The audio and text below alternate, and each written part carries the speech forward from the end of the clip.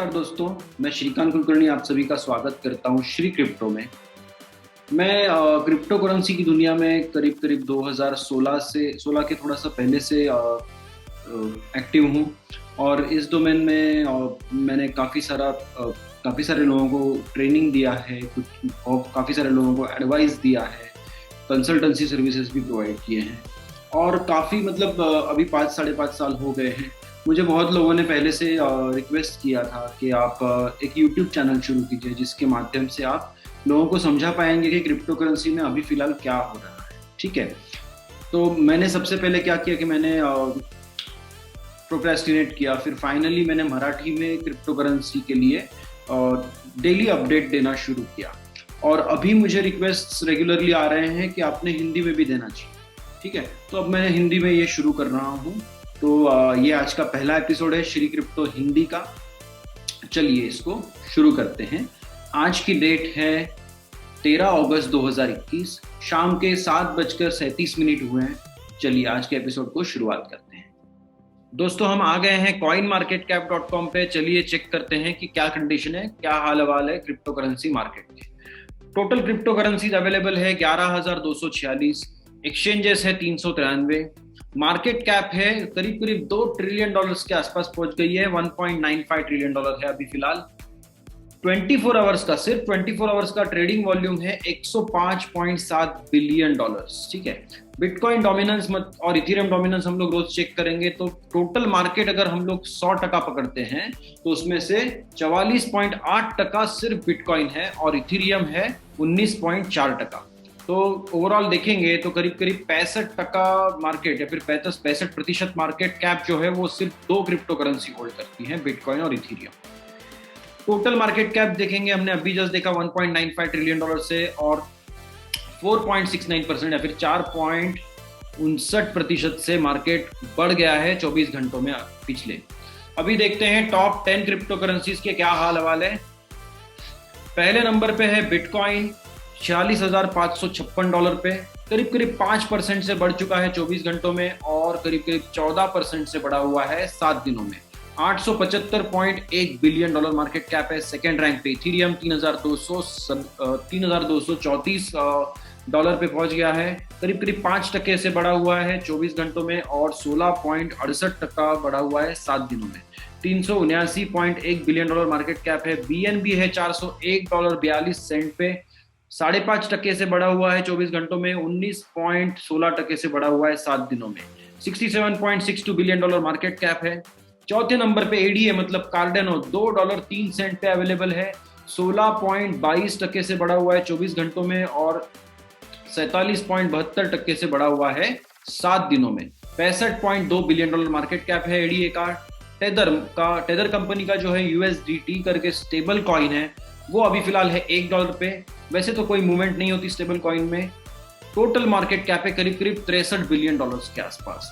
Ripple मतलब XRP token जो है वो $1.03 पे है, 6.81% से बढ़ा हुआ है 24 घंटों में और 41.11% से बढ़ा हुआ है 7 दिनों में। 47.8 बिलियन डॉलर मार्केट कैप है। डोज कॉइन 7वें नंबर पे बहुत लोगों का फेवरेट हो चुका है, अभी 27.88 पे है, मतलब $0.2788 पे, 6.5% से बढ़ा हुआ है 24 घंटों में और 39.12% से बढ़ा हुआ है 7 दिनों में।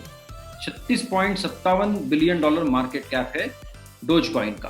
तो 8वें नंबर पे USDC करके दूसरा वाला और एक स्टेबल कॉइन है, वो 0.9999 मतलब $1 पे है, 27.7 बिलियन डॉलर मार्केट कैप है USDC का। पोल्का डॉट है अभी $21.88 पे, करीब 6.5% से बढ़ा हुआ है 24 घंटों में और 11.13% से बढ़ा हुआ है 7 दिनों में।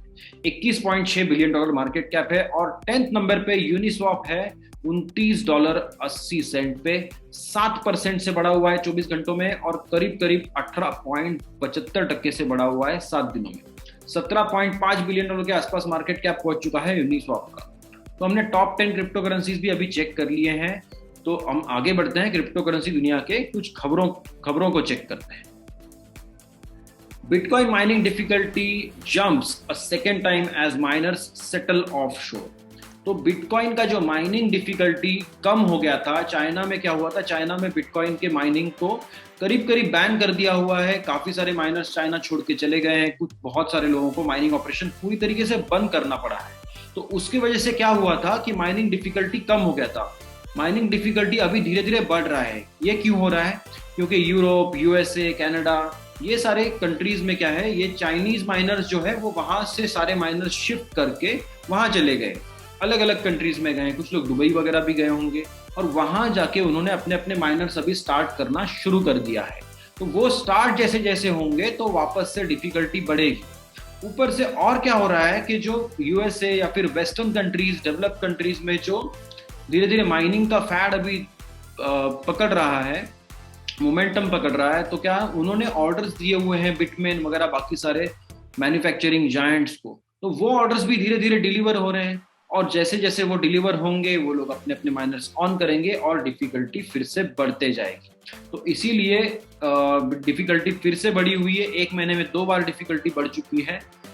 अगले न्यूज की तरफ चलते हैं अभी। ADA hits $2 for the first time since May ahead of Cardano smart contract announcement। तो ADA मतलब कार्डेनो जो है वो थोड़ा नीचे चल रहा था, उसका प्राइस नहीं बढ़ रहा था, लेकिन अभी अचानक से बहुत फास्ट मूवमेंट हुई है और $2 तक वो पहुंच चुका है। आप देख सकते हैं ग्राफ भी, ये अच्छा खासा स्ट्रॉन्ग मूवमेंट है, $2 के ऊपर पहुंच गया है। और लोग कह रहे हैं कि, या फिर एनालिस्ट कह रहे हैं कि ये क्यों हो रहा है, क्योंकि कार्डेनो में बहुत सारी डेवलपमेंट पेंडिंग है काफी अरसे से। उसमें से स्मार्ट कॉन्ट्रैक्ट का जो अनाउंसमेंट है वो अभी हो सकता है, ऐसा लोगों को लग रहा है। इसलिए उन्होंने बहुत फास्ट तरीके से बाय किया होगा और वो जैसे ही बाइंग ऑर्डर्स बढ़े वैसे ये मार्केट अप चला गया, $2 के ऊपर पहुंच गया है कार्डेनो। देखते हैं क्या होता है आगे जाके। अगले न्यूज की तरफ बढ़ते हैं। Tokenized real estate market could hit $1.4 trillion despite a slow start, report claims. अब ये रिपोर्ट किसका रिपोर्ट है? कोई ऐसा वैसा एनालिस्ट या फिर ऐसा वैसा कंपनी नहीं है, ये मूरे ग्लोबल का रिपोर्ट है। अब मूरे ग्लोबल वही कंपनी है जिन्होंने टेदर जैसे जायंट का अकाउंटिंग या फिर आप बोल सकते हो ऑडिट करके उनका असेसमेंट रिपोर्ट पब्लिश किया था, अभी एक 2-4 दिन पहले की बात है, ठीक है। तो मूरे ग्लोबल ने अलग एक रिपोर्ट पेश किया है दुनिया के सामने, जिसमें उन्होंने रियल इस्टेट मतलब हमारे जो घर होते हैं या फिर कंपनी के लिए जो ऑफिसेस होते हैं, प्रॉपर्टीज, ओवरऑल जो प्रॉपर्टी मार्केट है, तो उसको भी टोकनाइज करके धीरे धीरे बेचा जाएगा। और वो जो इंडस्ट्री है, ओवरऑल रियल एस्टेट इंडस्ट्री जो वो इतनी बड़ी है, $280 ट्रिलियन की ये इंडस्ट्री है, ओके। तो $280 ट्रिलियन की अगर कोई इंडस्ट्री है, इसके आगे तो कोई दूसरी इंडस्ट्री है ही नहीं। करीब करीब सबसे बड़ी इंडस्ट्री दुनिया में $280 ट्रिलियन की जो है वो रियल एस्टेट इंडस्ट्री है। तो ये क्या कह रहे हैं कि अगर उसमें से आधा प्रतिशत भी अगर टोकनाइज करके बेच दिया जाएगा तो वो मार्केट बन जाएगा $1.4 ट्रिलियन का, ठीक है। अब पूरा का पूरा क्रिप्टो करेंसी मार्केट पकड़ के अभी बनता है करीब करीब $2 ट्रिलियन, ठीक है। और अगर ये टोकनाइज करके ये रियल एस्टेट बेचा जाएगा तो उसका फायदा क्या होगा कि समझो 1 करोड़ का कोई प्रॉपर्टी है, उसमें एक बंदा इन्वेस्टमेंट के लिए नहीं ले पा रहा है, समझो डायरेक्टली पूरा का पूरा वन टाइम, तो क्या हो सकता है कि 100 लोग क्या करेंगे, 100 लोग एक लाख डाल के इन्वेस्टमेंट कर देंगे उसमें, टोकनाइज अगर हो जाएगा तो ओनरशिप में भी कोई प्रॉब्लम नहीं है, उसका रेंट आ रहा है या फिर उसका कोई भी टाइप का इनकम आ रहा है वो प्रॉपर्टी का, वो भी टोकन्स में ही समझो डिस्ट्रीब्यूट हो जाएगा। तो अच्छा खासा स्मार्ट कॉन्ट्रैक्ट के थ्रू ये काम बहुत अच्छा हो सकता है, लेकिन उसको थोड़ा और टाइम है। ये वो वही कह रहे हैं कि स्लो स्टार्ट है, लेकिन ये मार्केट जब हिलेगा तो $1.5 ट्रिलियन के आसपास पहुंच जाएगा। और वही मुझे भी लग रहा है अभी कि ये बहुत अच्छा हो सकता है। आगे देखते हैं क्या होता है। Bitcoin cancels entire days BTC price dip with fresh push above $46,000। तो अभी आप देखेंगे तो कल जो था प्राइस काफी नीचे आ गया था, ये जो है देखो काफी नीचे आ गया था, और अभी आज उससे भी आधे टाइम में मार्केट अच्छा खासा ऊपर चला गया। तो अभी 16,600 के आसपास तो आई थिंक चल रहा था अभी बिटकॉइन। देखते हैं, यस 16,500 के आसपास है अभी। तो 46,500 के आसपास है अभी। वो तो चला गया था 44,000 के आसपास तक चला गया था, मतलब $2,000 $1.5-2 लाख तक नीचे चला गया था बिटकॉइन। अभी उसने आधे दिन में मेरे ख्याल से वो कल जो कुछ लॉसेस हुए थे वो पूरे के पूरे गेन कर दिए, ठीक है। और अभी आगे का टारगेट है $47,000, $47,000 अगर वो क्रॉस कर जाता है तो उसके आगे की मूवमेंट और फास्ट हो सकती है, ऐसा भी एनालिस्ट का कहना है। अगले न्यूज की तरफ बढ़ते हैं। New funding round sees Reddit gain $4 billion in valuation since February. अब फेब्रुअरी में क्या हुआ था, रेडिट जो सोशल मीडिया प्लेटफॉर्म है, तो उनका इससे पहले वाला राउंड हुआ था, I think E funding round E था, तो उसमें उन्होंने जो पैसे रेज किए थे वो थे करीब $250 मिलियन उन्होंने सीरीज ई फंडिंग में रेज किए थे। उस टाइम पे उस कंपनी का वैल्यूएशन था $6 बिलियन, ठीक है। और फेब्रुअरी से अभी कितने महीने हुए हैं यार, है ना, 7 महीने तो हुए ज्यादा से ज्यादा। 7 महीने बाद उन्होंने और एक बार फंडिंग रेज किया है $700 मिलियन, और अभी $700 मिलियन ऐड होने के बाद या फिर इसके इंजेक्शन के बाद उनका जो वैल्यूएशन हो रहा है वो है $10 बिलियन। तो रेडिट जैसा सोशल मीडिया जायंट अभी ये तो कर ही रहा है, उन्होंने मतलब 1 साल के अंदर अंदर या फिर 7-8 महीनों के अंदर अंदर उन्होंने 2 राउंड कंप्लीट कर लिए और मार्केट में वैल्यूएशन $10 बिलियन तक पहुंचा दिया है। और अभी वो कह रहे हैं कि हमें तो पब्लिक भी जाना है। पब्लिक जाना है मतलब क्या, कि स्टॉक मार्केट पे भी उन्हें लिस्टिंग करनी है।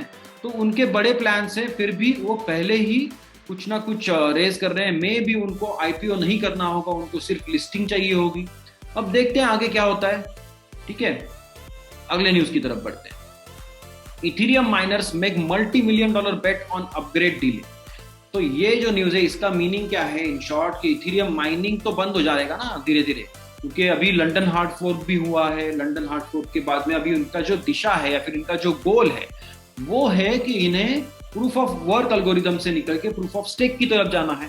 अभी अगर प्रूफ ऑफ स्टेक में अगर जा रहे हैं तो जो माइनिंग के इक्विपमेंट ले रहे हैं, ASIC माइनर ले रहे हैं या फिर GPU ले रहे हैं, GPU तो अभी ज्यादा कुछ काम का नहीं है लेकिन फिर भी कुछ लोग करते हैं, तो वो सारे इक्विपमेंट लेके उनका करेंगे क्या, बराबर। तो ये लोग जो है इनको लग रहा है कि अपग्रेड डिले हो जाएगा, मतलब प्रूफ ऑफ स्टेक पे जो जाना इनका गारंटीड लग रहा है। दिसंबर का अल्टीमेटम दे दिया है, दिसंबर 2021 का, तो उसके बाद उस टाइम पे भी वो नहीं होगा। इसीलिए बिटमेन जैसे जायंट है वो मैन्युफैक्चरिंग में भी नया नया इनोवेशन कर रहे हैं, नए प्रोडक्ट बना रहे हैं इथेरियम के लिए, और इथेरियम के जो माइनर्स है वो नए नए ऑर्डर दे रहे हैं। तो इसका मतलब है कि शायद से प्रूफ ऑफ स्टेक जो है वो मूवमेंट थोड़ा डिले हो सकता है 1-2 साल से, ऐसा लग रहा है, मुझे भी लग रहा है। अगले न्यूज की तरफ बढ़ते हैं। Binance discontinues South Korean won trading pairs payment options. तो बाइनेंस ने क्या, बाइनेंस जो दुनिया का सबसे बड़े क्रिप्टो करेंसी एक्सचेंजेस में से एक है, तो उन्होंने साउथ कोरिया में अपने ट्रेडिंग पेयर जो थे वॉन जो उनकी फिएट करेंसी है, नेशनल करेंसी है कोरिया, साउथ कोरिया की, तो उसके साथ जितने ट्रेडिंग पेयर थे वो सारे बंद कर दिए। ऊपर से वॉन के थ्रू जो पेमेंट ऑप्शन था इनके बैंक अकाउंट में आने के लिए, और जो कुछ है पैसे डाल के फिर बाद में लोग क्रिप्टो लेते थे, तो वो ऑप्शन भी बंद कर दिया है। ऊपर से कोरियन लैंग्वेज सपोर्ट भी बंद कर दिया है, ठीक है।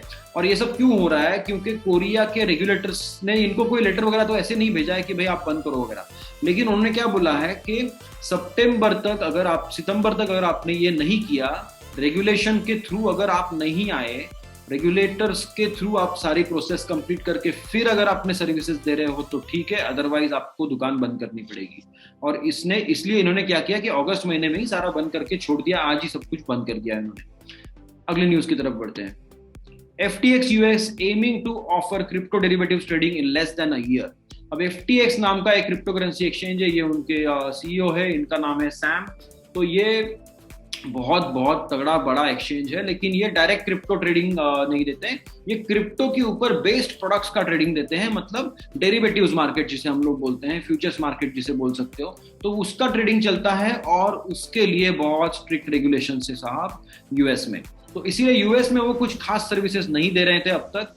इन शॉर्ट क्या है, FTX इंटरनेशनल अलग है और FTX US अलग है। तो अभी ये FTX US लॉन्च कर चुके हैं, थोड़ा सा सर्विसेज दे रहे हैं, और धीरे धीरे सारा रेगुलेटरी कंप्लायंस इशू सब कुछ क्लियर करके वो सारी सर्विसेज यूएस में भी देना चाहते हैं। और मुझे लगता है ये हो जाएगा, क्योंकि बहुत बहुत बहुत बड़ा जायंट एक्सचेंज है, तो ये सब तो करना उनके लिए इजी काम है। लेकिन क्या है कि थोड़ा टाइम लगता है, पैसे खर्च करने पड़ते हैं रेगुलेशन के लिए, राइट।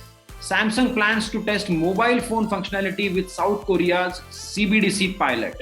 अब CBDC क्या होता है, सेंट्रल बैंक डिजिटल करेंसी। जैसे एक सेंट्रल बैंक ही डिसाइड करती है, जैसे इंडिया में RBI डिसाइड करती है रुपया कितना छापेंगे, कितना डिजिटली ट्रांसफर करेंगे, कितने बैंक को कितना लोन मिलेगा, या फिर जो कुछ भी है वो डिसाइड करती है। तो क्या होता है, अभी फिलहाल क्या हो रहा है कि लोग क्रिप्टो करेंसी की तरफ बहुत ज्यादा बढ़ रहे हैं। तो इन्होंने क्या किया, सेंट्रल बैंक्स ने अभी नया आइडिया निकाला, अभी नहीं 3-4 साल पहले से ही चल रहा है, हवा में था ही, अभी ये बहुत ज्यादा हवा में है, क्योंकि हर हर रोज 2 से 4 न्यूज आ रही है सीबीडीसी के बारे में।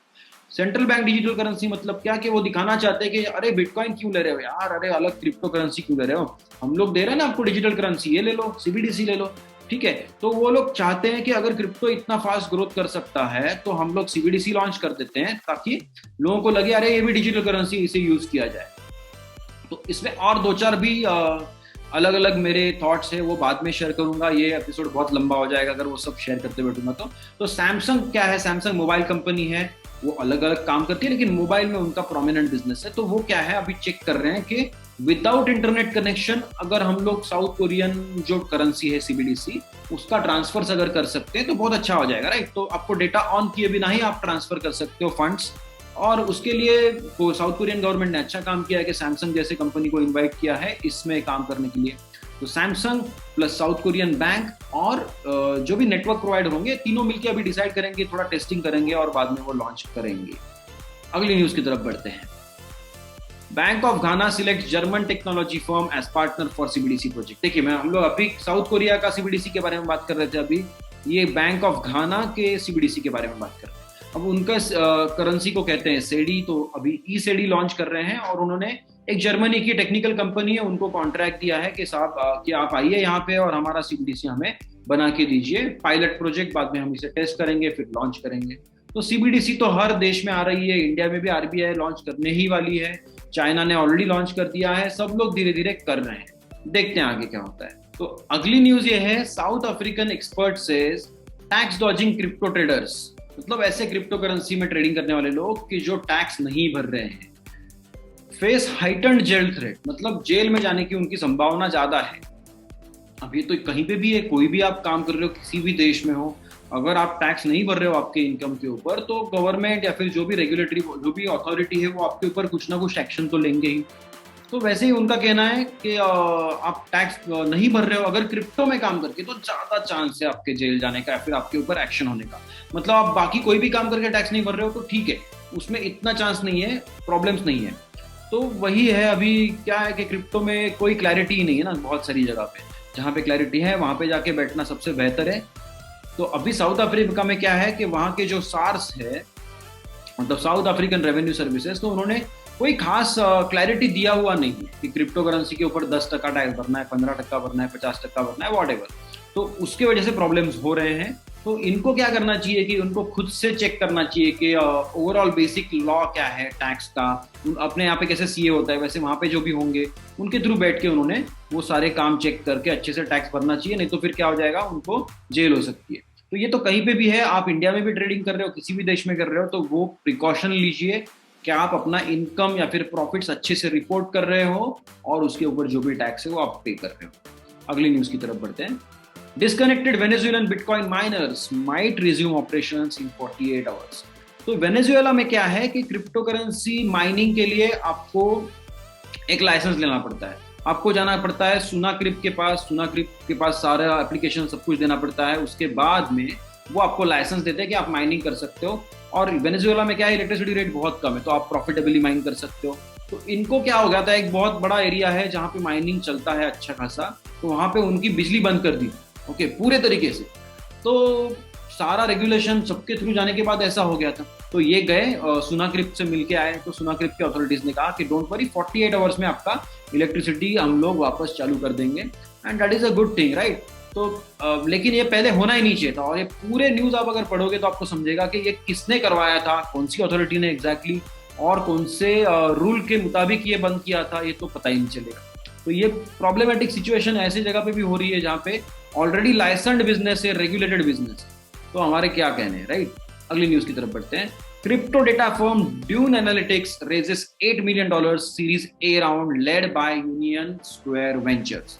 तो डेटा एनालिटिक्स जो है वो अलग बात है, और यहाँ पे क्रिप्टो डेटा एनालिटिक्स जो है वो बहुत ज्यादा चल रहा है। 2021 में बहुत सारी कंपनीज ने अच्छा खासा पैसा रेज किया है, और वो अच्छा खासा डिमांड में भी है, क्योंकि क्या है कि इवन गवर्नमेंट्स, इवन जो इंस्टीट्यूशनल इन्वेस्टर्स है, फंड मैनेजर्स है, या फिर बैंक से, उन सबको ये डेटा चाहिए, ठीक है, कि एग्जैक्टली क्रिप्टो में कहाँ पे क्या हो रहा है, कैसे कहाँ पे मूवमेंट्स हो रहे हैं। तो ये सारे एनालिसिस करने वाली कुछ कंपनीज है जिन्होंने इस साल में फंड्स रेज किए हैं, उनके नाम आप चाहिए तो चेक कर सकते हैं। काफी सारी कंपनीज है, जैसे अभी ट्यून एनालिटिक्स ने रेस किया $8 मिलियन, उसके पहले स्क्यू ने कुछ रेस किया था, फिर कॉइन मेट्रिक्स है, मेसारी कैपिटल है, उन्होंने भी रेस किया था, फिर डैप रेडार है। तो इन सब ने मिलकर काफी अच्छे सारे पैसे रेस किया और वो काफी बड़े लेवल पे डेटा एनालिटिक्स का काम अभी, क्रिप्टो करेंसी का डेटा एनालिटिक्स का काम भी बढ़ रहा है। तो रिपोर्टिंग भी अच्छी हो जाएगी, देखते हैं क्या होता है आगे जाकर। अभी लास्ट न्यूज जो आज की बची हुई है, दैट इज डी ताइहुड 2 discusses hiding his cold storage wallets after selling everything for Bitcoin 3 years ago। अभी ये जो महाशय है, इन्होंने करीब 3 साल पहले इन्होंने डिसीजन लिया था कि इनको बिटकॉइन में एंट्री करनी है। तो इन्होंने लिटरली क्या किया था कि उनके घर पे जितने भी एसेट्स थे, मतलब घर को पकड़ के, घर, फिर उनका जो कुछ भी गाड़ियां थी या फिर जो साइकिल तक, उन्होंने सब कुछ बेच दी, पूरी फैमिली की सारी चीजें बेच दी। एंड वो अभी डिजिटल वॉन्डरर जैसे रहते हैं पूरी फैमिली।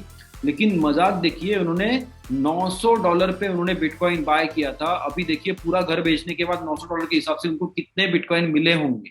तो उनको सेफ रखना जो है वो बहुत तगड़ा टास्क होता है, कठिन टास्क होता है। तो उन्होंने क्या किया, 26% क्रिप्टो जो है उन्होंने अपने हॉट वॉलेट में रखा हुआ है और 74% क्रिप्टो करेंसीज उन्होंने पूरे के पूरे कोल्ड स्टोरेज में डाल दिए। अब कोल्ड स्टोरेज में डालोगे, कोल्ड स्टोरेज क्या होता है, एग्जैक्टली लाइक यूएसबी डिवाइस होता है, पेन ड्राइव जैसे दिखता है। तो उसके अंदर आप अपना क्रिप्टो सेफ रख सकते हो, उसे कहते हैं कोल्ड स्टोरेज। तो कोल्ड स्टोरेज, अगर हार्डवेयर वॉलेट वो होता है, कोल्ड स्टोरेज के अलग अलग टाइप्स होते हैं। तो पेपर वॉलेट भी यूज कर सकते हो और काफी सारे तरीके हैं। तो उन्होंने कोल्ड स्टोरेज में रखे हुए हैं 74%। अब कोल्ड स्टोरेज भी उनके कितने हैं, 6 अलग अलग है, ठीक है। तो उन्होंने क्या कर दिया कि अलग अलग जगह पे वो डिस्ट्रीब्यूट करके रख दिए पूरे दुनिया में। तो एक ऑस्ट्रेलिया में रख दिया, फिर एक 2 एशिया में रखे हुए हैं, एक यूरोप में रखा हुआ है और साउथ अमेरिका में भी एक रखा हुआ है। तो उन्होंने ऐसे 4 अलग अलग कॉन्टिनेंट्स में जाके उन्होंने वो सेफ रख दिए हैं। जब भी उनको बड़े पैमाने पे बेचना होगा या फिर कुछ ट्रांजैक्शन करने होंगे, तो वहां पे वो ट्रैवल करके जाते हैं, वो एक्सेस करके फिर सेंड करेंगे या फिर सेल करेंगे। So very inspiring story. तो आप भी ये अच्छे से डिटेल में पढ़िएगा। अभी आज के एपिसोड को फुल स्टॉप देने से पहले सिर्फ मैं क्या करूंगा, एक बार coinmarketcap.com पे जाके इसे रिफ्रेश करूंगा और आपको बताऊंगा कि आज 13 अगस्त 2021 को शाम को 8:02 पे बिटकॉइन था $46,447। मैं श्रीकांत कुलकर्णी, मतलब श्री क्रिप्टो, आपको बाय बाय कहता हूं आज के दिन के लिए। हम लोग कल फिर से मिलेंगे क्रिप्टो करेंसी दुनिया की और नई खबरें लेके और मार्केट अपडेट लेके भी। तब तक buy the dips and HODL. Bye guys.